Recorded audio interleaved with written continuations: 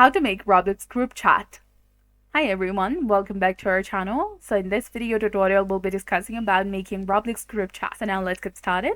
First of all, you need to go ahead and launch your favorite web browser and then go to roblox.com and log into your account. Now to create a group chat in Roblox, first of all, you need to go ahead and install the Roblox player or the Roblox app on your device. Simply launch the application and make sure that it's updated to its latest version available as well. Now, once you open the app, tap on the party option that is below the avatar section.